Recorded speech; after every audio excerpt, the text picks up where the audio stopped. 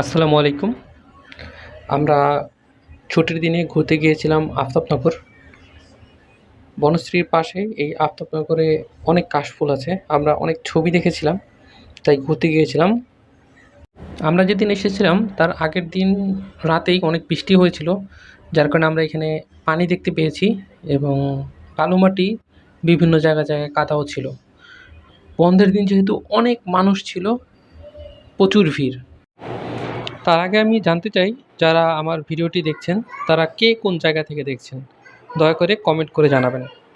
আকাশ পরিবহন, আসমানি পরিবহন, Victor classic, রব এবং আলিফ সহ বিভিন্ন বাস আফতাবনগর আসে। এখানে নেমে আফতাবনগরের যেই বাস সার্ভিস তার মাধ্যমে আসতে পারেন কাশফুলের রাজ্যে। একটা বিকেল কাটানোর জন্য এটা আসলে খারাপ না। তবে এই গ্যাস বেলুনগুলো দেখতে কিন্তু বেশ ভালো লেগেছিল আর কি।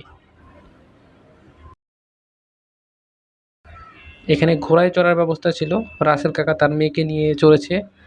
আফরানকে চড়তে বলেছিলাম, ও ভয় পেয়ে গিয়েছিল, ও চড়তে চায়নি।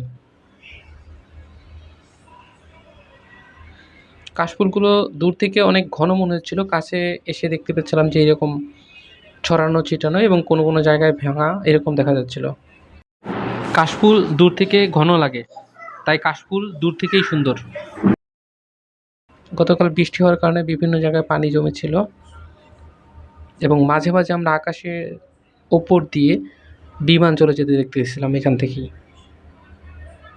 আমরা একটু সাইডে চলে আসি, এই জায়গাটা বেশ ফাঁকা ছিল, বাচ্চারা বেশ দৌড়াদৌড়ি করেছে এবং আমরা এখানে অনেকক্ষণ ছিলাম সন্ধ্যা পর্যন্ত।